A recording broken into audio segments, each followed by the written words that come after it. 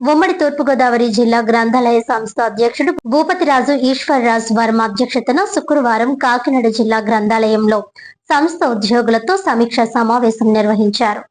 ఈ సమావేశంలో జిల్లా వ్యాప్తంగా మున్సిపాలిటీలు, కార్పొరేషన్లు, మండలాల నుంచి రావాల్సిన పన్ను బకాయిలను త్వరితగతిన వసూలు చేసే విధంగా ముందడుగు వేయాలని గ్రంథాలయ ఉద్యోగస్తులకు సూచించారు. అలాగే స్వర్ణాంధ్ర, స్వచ్ఛాంధ్రలో భాగంగా ప్రభుత్వం చేపట్టిన కార్యక్రమంలో ప్రతి ఒక్కరూ పాల్గొని గ్రంథాలయ పరిసరాలను పరిశుభ్రంగా ఉంచే విధంగా చర్య తీసుకోవాలని ఆదేశించారు. ఈ నెల 28వ తారీఖు నుండి జూన్ 6 వరకు నిర్వహించే వేసవి శిక్షణ కేంద్రాలను ఆహ్లాదకరమైన వాతావరణంలో నిర్వహించి శిక్షణ కేంద్రాలకు వచ్చే విద్యార్థులను ఉత్తమ పౌరులుగా తీర్చిదిద్దేందుకు ప్రతి ఒక్కరూ ప్రయత్నించాలని ఆదేశించారు. ఉద్యోగస్తులు ప్రతిరోజు తమ హాజరును ముందుగానే నమోదు చేసుకుని రాష్ట్రంలో మన జిల్లా ముందులో ఉండే విధంగా ప్రయత్నించాలని సూచించారు. పుస్తక నిక్షిప్త కేంద్రాల్లో ఎప్పటికప్పుడు పుస్తకాలను భద్రపరచాలని, అలాగే ప్రతిరోజు గ్రంథాలయాలకు వచ్చే పాఠకుల సంఖ్యను కూడా ఎప్పటికప్పుడు అప్లోడ్ చేయాలని సూచించారు. విశ్రాంతి ఉద్యోగులకు రావాల్సిన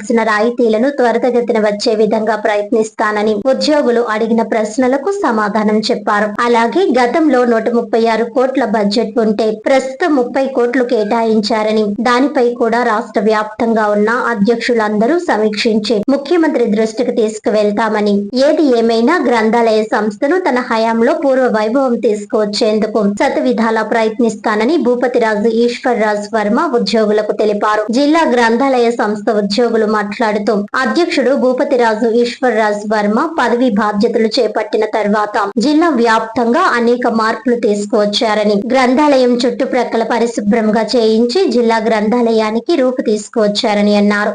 అదే విధంగా రాబోయే కాలంలో గ్రంథాలయ సంస్థలో ఉన్న ఉద్యోగులందరికీ జీతభత్యాలకు లోటు లేకుండా ప్రభుత్వ పెద్దలతో మాట్లాడి తగు చర్యలు తీసుకుంటారని తమకు పూర్తి నమ్మకం ఉందని అన్నారు. అనంతరం అధ్యక్షుడు ఈశ్వర్ రాజ్ వర్మను సంస్థ ఉద్యోగులందరూ సన్మానించారు. ఈ సమావేశానికి గ్రంథాలయ సంస్థ secretary Palanki Nagaraju, M Shravya, K Kishore, T Sai, Venkat, S Raju, Rajamahendravaram, సీతంపేటకు చెందిన D Raju, GK Varma, doctor BR Ambedkar Konaseema జిల్లా తెలుగుదేశం పార్టీ మండల అధ్యక్షుడు అనసూరి పురుషోత్తం, లంకే శ్రీనివాస్ తదితరులు పాల్గొన్నారు.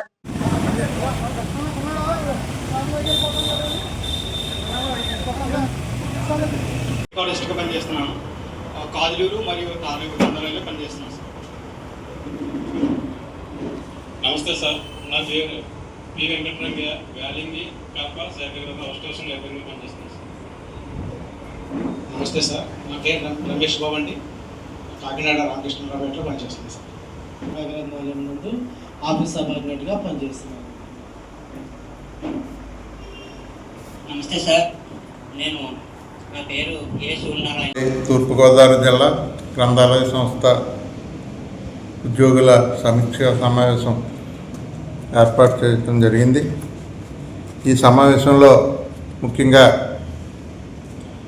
ఈ వేసవకాలంలో వేసవి శిబిరాలు ఏర్పాటు చేయాలని, ఏదైతే స్కూల్ పిల్లల్ని ఈ వేసవకాలంలో ఈ నెల 28 నుంచి జూన్ 6 వరకు ఉదయం 8 to 11 ఈ పిల్లల్ని గ్రంథాలయాన్ని తీసుకొచ్చి వారికి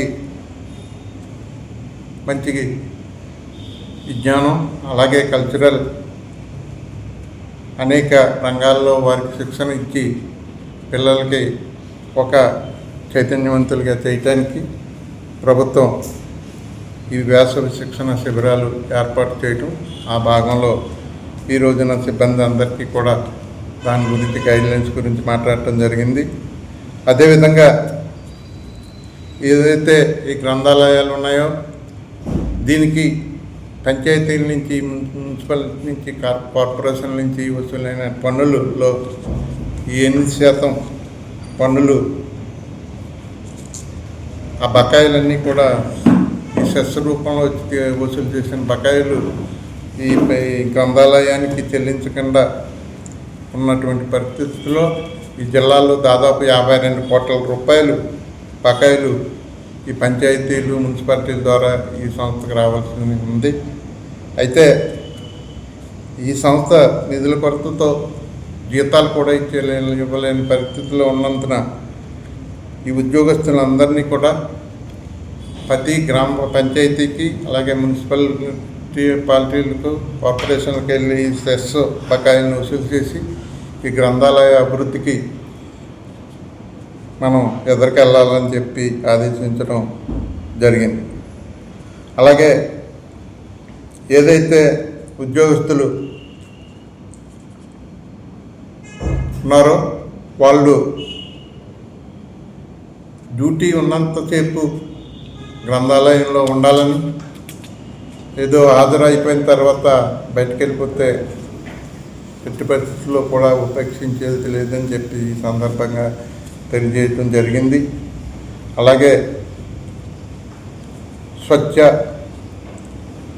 ఆంధ్ర పైకి అవగాహన కార్యక్రమం ప్రతి 3వ శనివారం తప్పకుండా జరిపి ఆ కార్యక్రమాన్ని కూడా ప్రజల్లోకి తీసుకెళ్లాలని చెప్పి సందర్భంగా తెలియజేయటం జరిగింది.